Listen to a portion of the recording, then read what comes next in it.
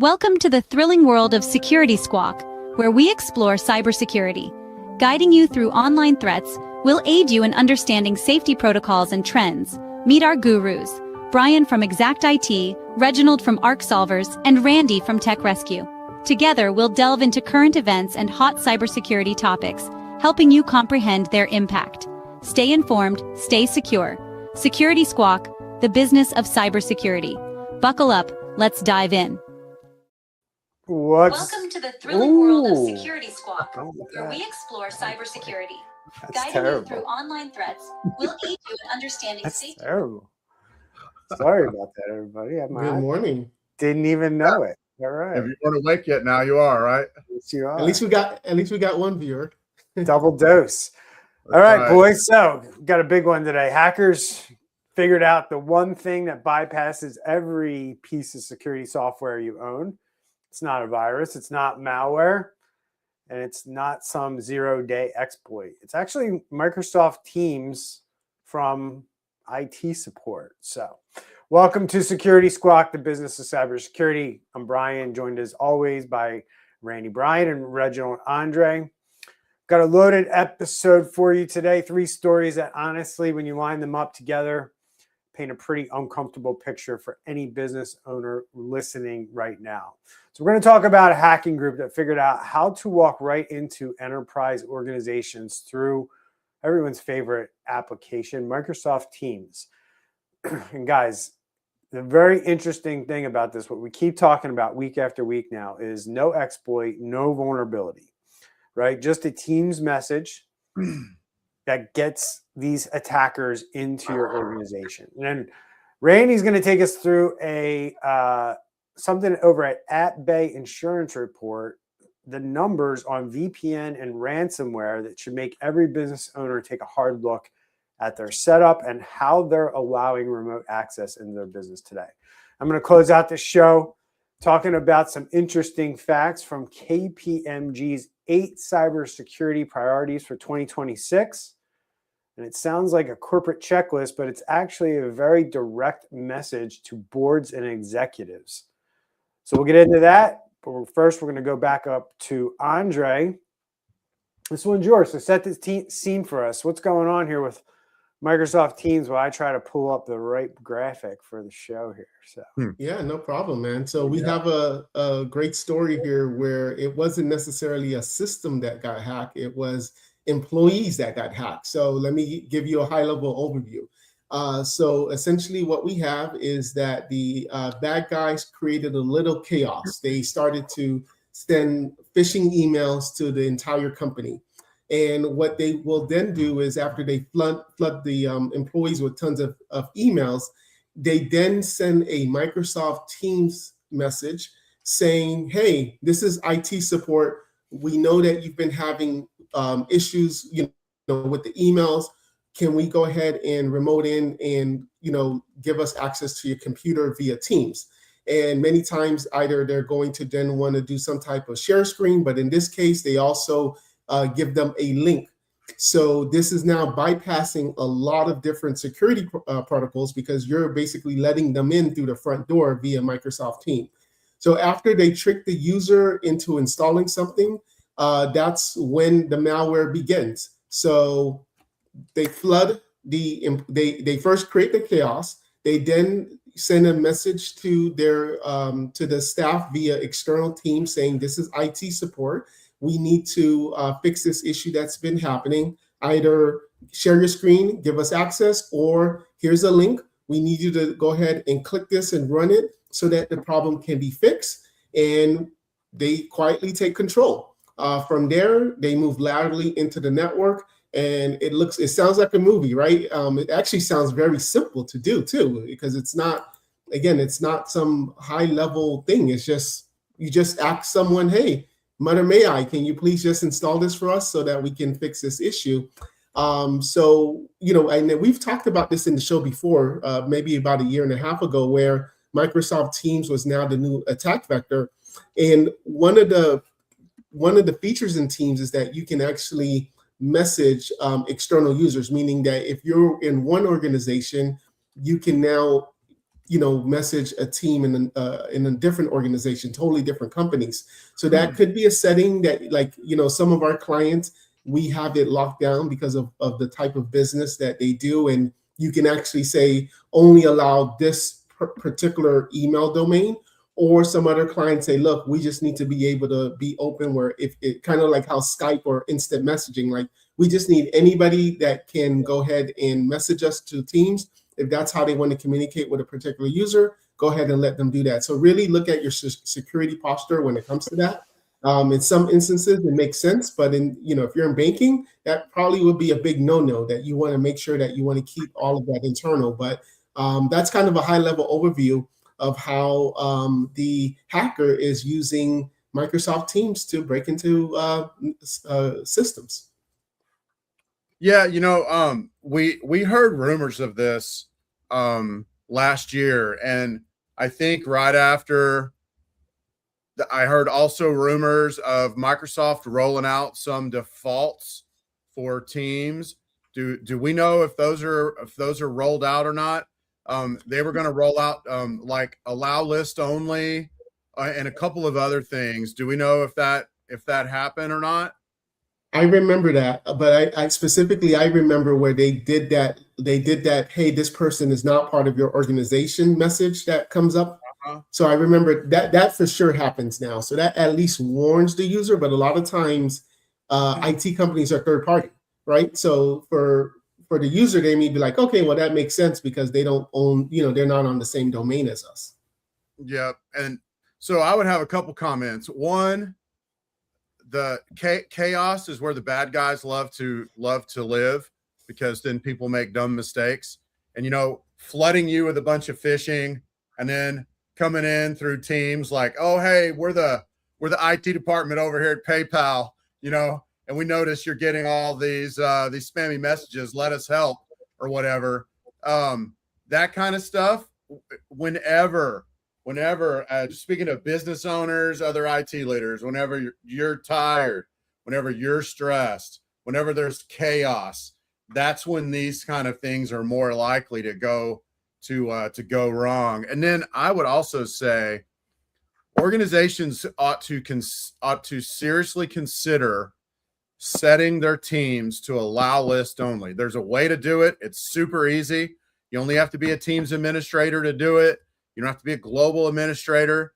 It's a little bit of a pain in the butt at first, because every time you talk to somebody, you got to go in, you got to add them onto your allow list of domains. But at the end of the day, if you're doing allow list only, this wouldn't work on your organization, because they would try to contact you and they basically would get a message that says your organizations aren't set up to talk to each other. And that would be my suggestion for organizations watching this. If you're a business owner watching this, reach out to your IT and say, hey, can you make our Teams allow list only? It'll be a little bit of a pain in the butt at first, but once you get everybody talking, then you don't have to worry as much about this kind of stuff. Yeah. So a couple of things about this story that stood out to me. One thing I want people to hear is who got targeted in this campaign, because Google's research showed that by March and April of 26, 77% of the victims in this campaign were senior level employees, C-suite executives, VPs, directors. These are people with the most access, with the most authority. And I'm going to say it, right? It's usually the people with the least amount of security awareness training. For whatever reason, as you move up the food chain, the rules don't apply as they do for people maybe down below, right? So the people running your company are the people with the biggest target on their back, and they're usually the last ones sitting in the security and awareness training sessions. And it's funny because we started doing live security and awareness training sessions for our clients, and that rings true. We see it, right? So who comes to those events, who actually shows up to those meetings? The ones that are told that they have to be there are obviously there, right? The ones where nobody's really going to say anything to them if they don't show up, usually not there. So that's a problem in organizations, probably around the world, but definitely in the United States. And then, the other thing is that when these attackers set up these fake things so they can get into your account, right? Talking about fake pages so they can get your credentials, or ways that they can communicate with you that it doesn't seem as shady, right? Maybe they needed traffic to come from a certain country, things like that, right? They're using AWS servers, Heroku, the same platforms that your company probably uses. And that's why your security tools aren't going to catch these things. This is why it's critical that everybody in your company understands that this risk is out there, and you need to make sure that you're using controls, number one, configurations, as we talked about, and also training your people. That is how you stop this stuff. Yeah, so true. I actually did a do's and don'ts AI training last week for one of our clients, and exact same thing that you said. The big top executives, they teamed in for a few minutes, logged out. They have the important phone calls that they have to do and things like that. And I was left with the desk users. So very true. And to piggyback off that, I agree. It is very, very true. And what I like to see is a culture in businesses is a culture of zero trust, right? To where they're not trusting of every single link that comes in. They're not just willy-nilly clicking on whatever and flying by the seat of their pants. They're just paying attention, and they're being aware. And that is really a culture shift that has to happen, because that person, if it's one person that's doing it, they can't be ostracized for being like over paranoid or whatever, because I've seen that happen as well. I've seen like leadership from the top say, wow, we don't really need this training, blah, blah, blah, blah, blah. Like, it's got to be the opposite of that. It's got to start at the top. It's got to work its way through the company culture, because literally it could save your company from a business ending event. I was at a business summit last week, and a disaster recovery person was talking. We're talking floods and fires and stuff like that.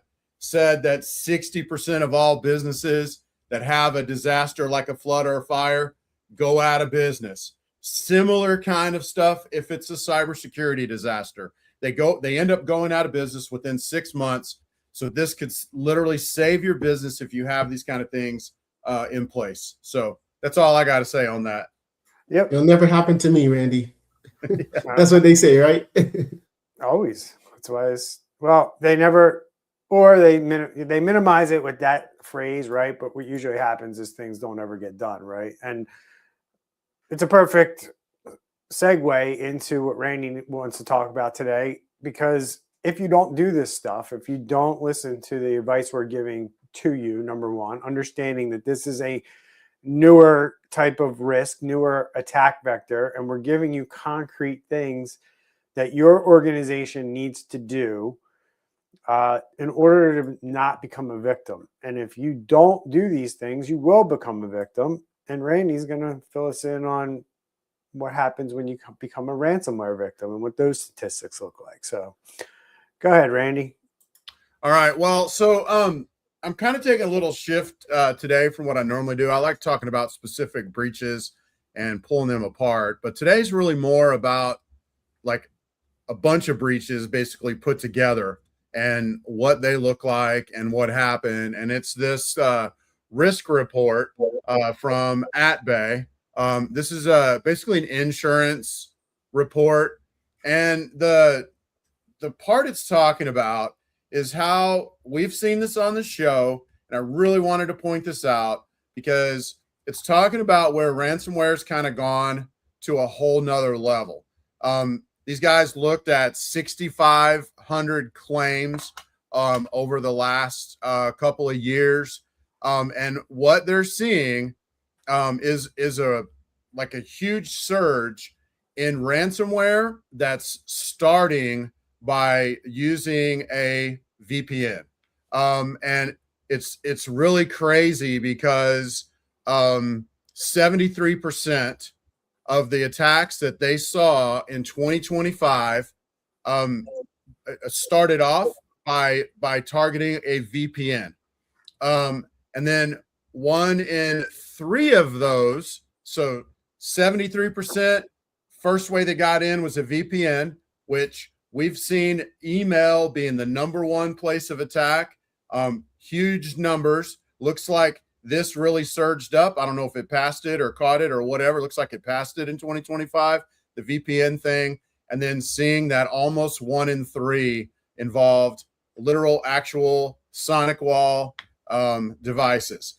So are VPNs bad? No, that's not really the point of this. A VPN is a legit security tool that your business can use to connect remote workers, back to like an on-premises server or on-premises ID or something like that. Are there other more modern options a lot of time? Yes, there sure are. A VPN can also be used to hide you on the internet, can be used to provide like IP addresses, like for conditional access and things like that. So we're not here trying to say that a VPN is bad, but a VPN that doesn't have multi-factor turned on, where they can just get your username and password off of the internet, through like maybe a breach or something that happened. That's bad. A VPN, that doesn't have MFA. What we've seen a lot is the user leaves the company, and maybe they offboard 365, but they don't offboard the VPN. And what happens? Well, then the bad guys, basically from the outside, they get a line into your internal network and they just hang out there until they figure out what to do next, which, I don't want somebody inside our network just poking around, looking for the next little thing to exploit or whatever.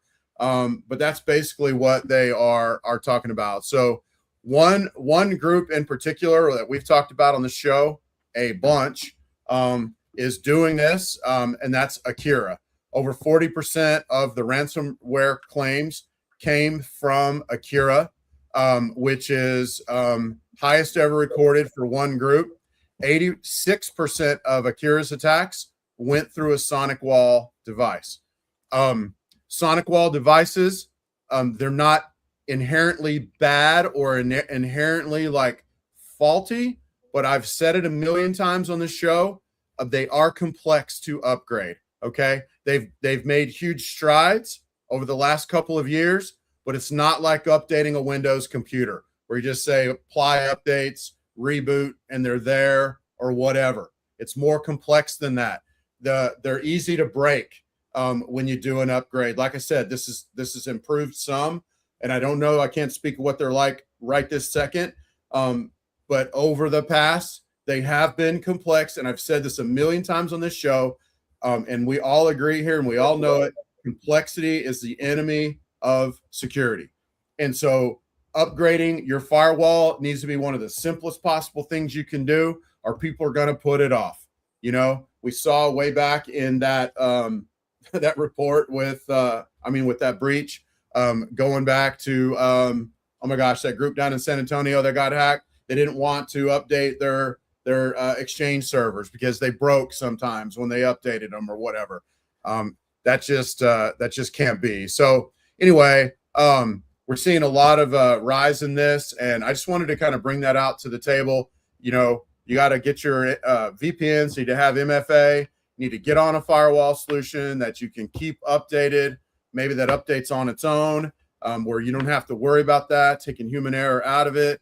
And then be sure to offboard employees when they leave, shut down their VPN accounts. If you can move to a cloud or something like that, where you can increase your security, I would suggest that as well. Not that cloud's inherently, safer, but it can be if it's done right. And that's pretty much all I got to say on that. And just wanted to hear what you guys had to say. Sure. Yeah, I'm gonna extend on the modern VPN. There's several companies out there now that are using what is called always on VPN, where you're essentially getting a software on the machine, and you're not doing that traditional type in your username, type in your password, do the MFA. And that's just a way more secure way because it's on auto updates. The user doesn't even know. They just think, oh, when I double click something, I'm accessing company resource files. But it's an always on VPN. So I think that should be another solution, going away from the traditional route. So one thing that jumped out when we were talking about this, guys, was companies under 25 million in revenue, right, who saw a 21% jump in ransomware frequency, number one. So, and then a 40% surge in claim severity. So all this talk about things are getting better and they're only going after select larger companies. Well, that's not really the case anymore based on data. And I don't think it ever really was the case. I think sometimes you have to watch with these news stories that that you see out there that are written with, you got to take everything with a grain of salt because it depends what lens they're looking at. It depends what data set they're looking at. And it depends who's kind of telling them to write it.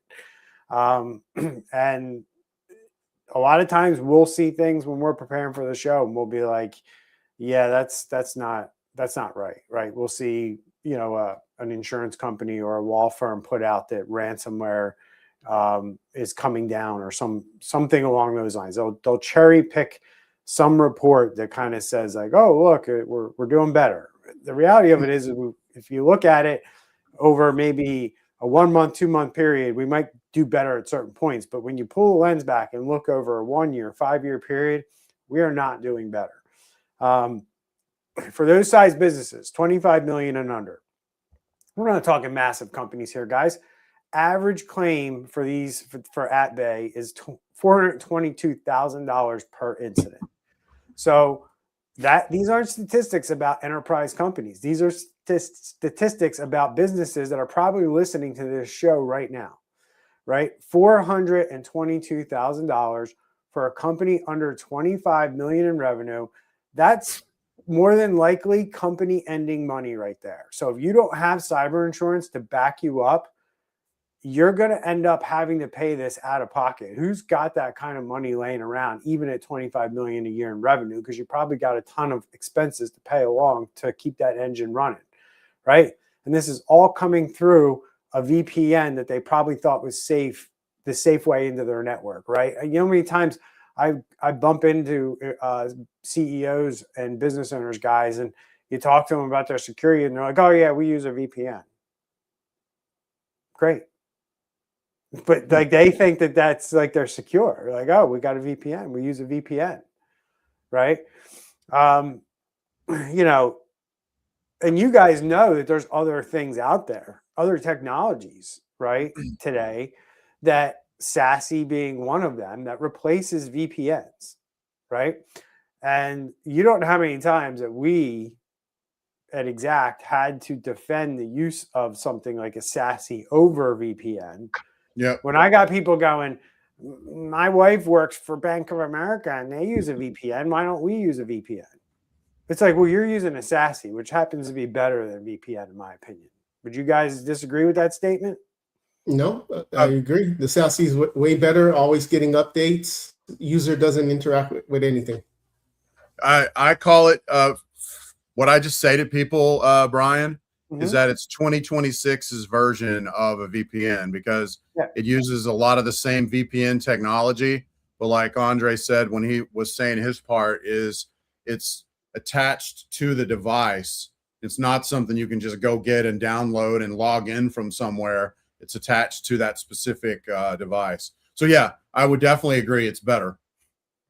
Yes, sir. It is definitely better in my opinion. And it's funny that we have to defend the use of that when it's, superior to VPNs in many ways. But, because Bank of America still uses it, God, we must be behind the times at our puny little IT company. That's literally the impression that I get when people say those things to us. So it blows my mind. So here we go, guys. Let's wrap this up. And I want to bring in some interesting numbers, there's tons of information here we could talk about. I'll try to get through what I want to talk about as quick as we can here. But I love it. I mean, KPMG does do some IT consulting stuff. I mean, I'm not going to sit there and call them a accounting firm per se, but they're considered one of the big four accounting and consulting firms in the world, right? And they published their Cybersecurity Considerations 2026 report this month, and they didn't publish this with just their own people. They brought in a ton of the big top tech companies: Google, Microsoft, Palo Alto, ServiceNow. More than 20 of their global cyber experts contributed. This is not a vendor trying to sell something.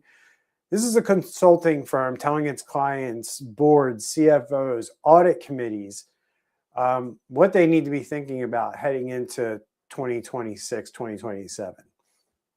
And there's 8 priorities that stood out, guys. I want to run through them because every single one of them connects back to what we just talked about in the last 2 topics, right? Priority 1, autonomous security workforce preparation, right? AI agents are starting to handle complex tasks. Someone needs to be in the room making sure those AI systems are actually doing what they're supposed to be doing. Nobody is in that room right now for most businesses. That is what the data is telling us. That has to stop immediately, or we're going to be talking about major cybersecurity issues and breaches. Priority number 2, geopolitics, resilience, and compliance. These are fragmented things. Regulations and data sovereignty rules are forcing companies to rethink how they store and move data. And these aren't nice to have conversations. There's a legal liability around these conversations that most businesses have to deal with in today's day and age. Priority number 3, AI system safeguarding. If you're using AI in your business, your AI is now an attack surface. You need to have policies and controls around this. Most companies do not have it right now, but AI is being used at a rapid scale in most businesses, big and small. The data shows it. Priority 4, and this is one that a lot of people have never heard of, non-human identity management. We've already figured out IAM, or identity management for humans, making sure you know who you're talking to, who's logging into what, and that's it. Well, now you need to do it for your AI agents and your AI employees and your APIs.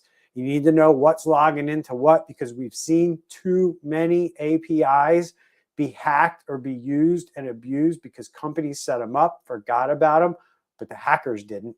And they come along and they find these keys, and they're keys just like keys, like we talked about in the last one, guys, VPN stuff, right? That's what these keys are, these API keys, these different things that you're integrating into your business.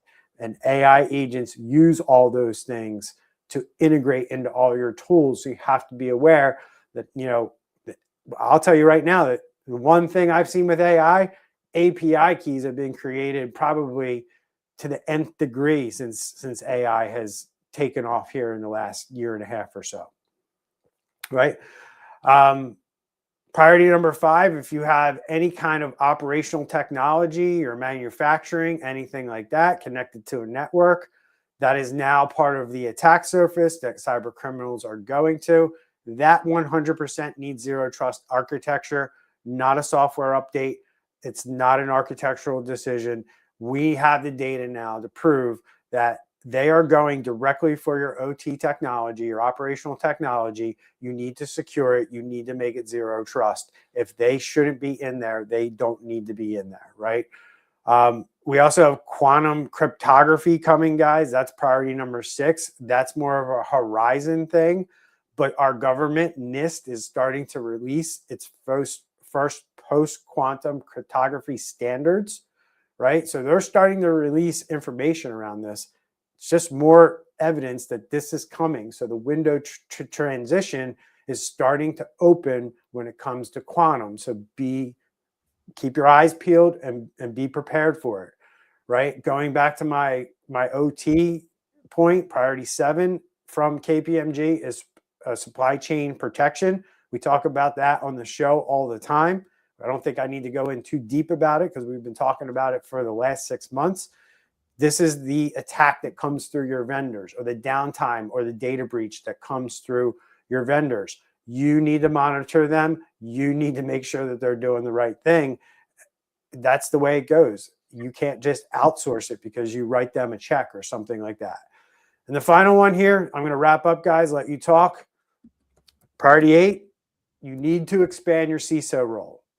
KPMG is saying it directly. The CISO is no longer an IT function. We've been saying this for years. The CISO is a strategic business leader. They need to be in the C-suite. They should have a seat at the strategy table, translating your cyber risk into financial and reputational impact that the board can understand and act on. Any other thoughts, guys? I mean, I have a thought on the last one. Go ahead. So if you're watching our show and you're an IT director or head IT or IT manager and you're not CISO, it is very important that you learn to speak the talk of the CFO. Because if you can, you said it at the end, if you can translate business risk from cybersecurity needs to business risk to the language that the CFO or the C-suite speaks, then you can speak into there and have a conversation with there, rather than just being the guy who's always asking for money and getting cut off because they don't want you to have the next new shiny toy or whatever. This of all of them really struck out the most, because in my conversations with IT managers, IT leaders, CISO, this is the biggest one of all. And you're 100% right. They are. I 100% agree that the CISO needs to have a seat at the table, and strategy needs to include the cybersecurity of the business. Very, very soon, if we're not there already, but very, very soon, we're going to be at a place where the number one risk that businesses face is information, is data, and lawsuits that come from that, ransomware that comes from that, lack of business, lack of trust with the community, whatever it is. I think we're coming quickly, if we're not already there, to that day when information is their biggest risk. And so you need that seat. You need to have that seat at the table. It needs to be taken seriously, and it needs to be funded to keep that from happening to your business. That's my 2 cents. My favorite one says AI agents outnumber human users, expanding the attack surface. That sentence right there is like, wow. So you're basically saying that, it's not only a tool, but now this AI is something that can be attacked, it can be manipulated and misused if not used properly. And that is going to fall on us, because when there is an issue, it going back to what Randy said, the information, hey, our data leaked, hey, we got this problem. They're not now going to be calling the employee who decided, hey, let's use this tool in our system. They're going to be calling IT to be like, hey, this tool that you allowed is now doing this. It's your problem. Go fix it. And why didn't you foresee this? Why didn't you tell us? I mean, in a lot of ways, dude, like, you can look at AI as the ultimate Trojan horse, right? Because you're being forced to use it. Like, if you don't use this, if you don't adopt it, you're going to be out of business within 3 to 5 years, no doubt. Like, it's just if you're not using this stuff, so you don't understand what I'm saying, and if you're using it and you disagree with me, I'd love to have a conversation with you and how your perspective is different. Because society, I mean, just look at the financial markets, look at where the money's going. Like, the investment in AI, just infrastructure, just what we need, the power and everything that we need to run it, is being so heavily invested in right now. It's inevitable that investment's not going to turn into, more computing power, more agents, more ability to run more things that don't require humans, right? That's the bottom line. And guys, the biggest thing that I've heard from somebody a few weeks ago was like, AI is going, the one thing that AI is going to do around companies is it's going to expose companies that do not have things tight operationally, right? And I heard that, and I keep going back to it. I keep thinking about it, right? Because I'm like, that is so true. Because if you can't figure out how to go from this spot you're in to the next step, which a lot of companies don't, they show up every day and they wing it and they make money and they stay in business, literally. Like they wing it. They have no process, no documentation, no set way that they do things in a repeatable way, right? That honestly, that's rare to see in a business, right? AI is going to expose those businesses to the nth degree, right? And that is what's going to kill a lot of businesses, that they're not going to be able to string together the AI because they don't have the processes in place to do it. Processes help you string together AI and these agents to make it work, to make it run your business for you. If you don't have these things, the AI is not going to work because you can't mentally conceptualize what the AI agent has to do next. And the AI agent's not going to know. You have to tell it, right? You have to tell it. Now, you may be able to ask it and it may tell you, but at the end of the day, if your competitor knows how to do it better or has an edge over what the AI knows, you're done. You're cooked. And that's going to be the slight edge game where the good companies who use AI win, right? My point to all that is this whole non-human identity problem that surfaced in that KPMG study, right? That requires defining, like I said, machine accounts, what they're allowed to do, what they're not allowed to do. That's going to require policy. That's going to require executive buy-in. You can't fix that problem if you don't have that defined. If you're going to let IT or you're just going to let any old Joe go build those things and design those things, you're going to have chaos in your business and you're not going to be able to control it. And AI is going to expose that chaos quicker than you would think, right? So this is going to require legal and procurement decisions that you haven't had to make before you implement this technology. You got away with it for 30 plus years of being able to implement technology without it really biting you in the ass because the cybersecurity's never got you. Well, now you got two things competing against you, plus the cyber criminals are going to be using AI too. So that's what I'm going to leave you with, guys. I mean, this isn't a report that's published for IT teams, in my opinion. This is for the boards and C-suites to start treating AI and cybersecurity with the seriousness that it is and give the IT budget line item the same level of risk that you give your marketing and your sales and everything else. Because you've been skipping out for 30 years and you just can't do it no more.